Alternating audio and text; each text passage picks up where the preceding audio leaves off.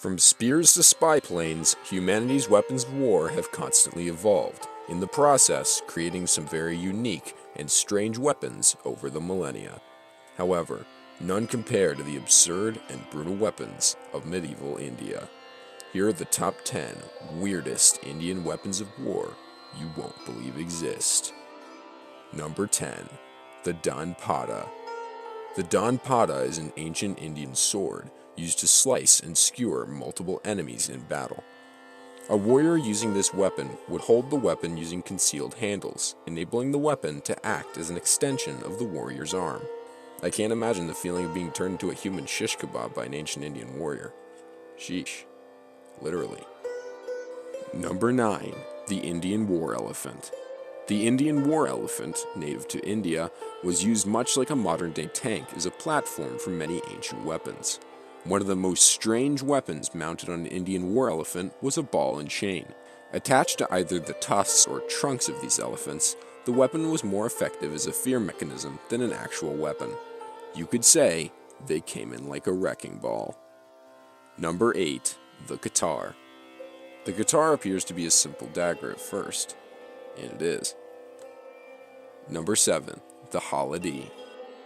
The Haladi is a double-edged blade that was used by ancient Indian Rajput warriors. These blades came in all shapes and sizes.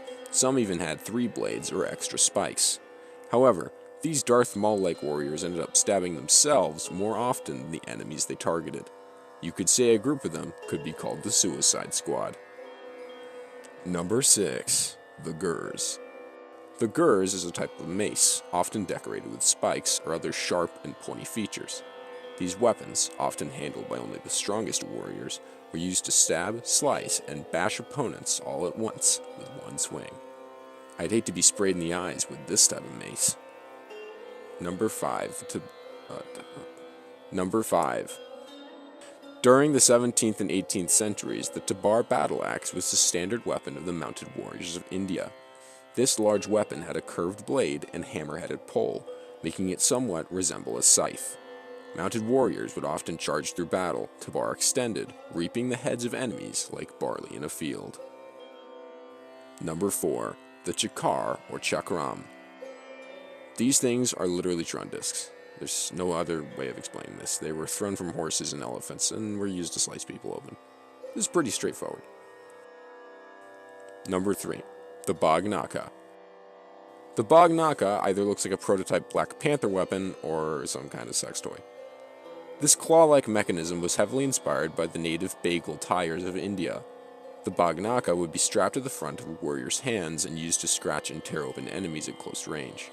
Occasionally, the Bagh Nakha was the chosen weapon for assassins of the time, as the claws could easily be coated in poison and hidden in the palms of passerbys. Assassin's Creed India, anyone? Number 2. The Origami. Originating from the Kerala region of southern India, the urumi is a whip-like weapon of multiple, bendable, 10-foot-long blades attached to a handle. There were as many as 32 razor-thin blades attached to each urumi. Warriors often held one in each hand, wielding up to 64 blades at a time. One small mistake, and off goes your head. Honestly, who thought of this weapon? Whoever invented it must have been a huge fan of Indiana Jones and the Temple of Doom. Before we get to number 1, if you enjoyed the video so far, please give us a like and feel free to subscribe. Also, don't forget to hit that bell icon to get notified every time a new CRUMCH TV video pops into existence. And now, number 1. Mahatma Gandhi. Also known as Bapu, the tyrant warlord, Mahatma Gandhi is by far the strangest and most terrifying weapon in the ancient Indian arsenal. Born in 1435 and ruling India between 1450 and 1815, Mahatma Hussain Gandhi struck fear into the hearts of men, women, and children alike.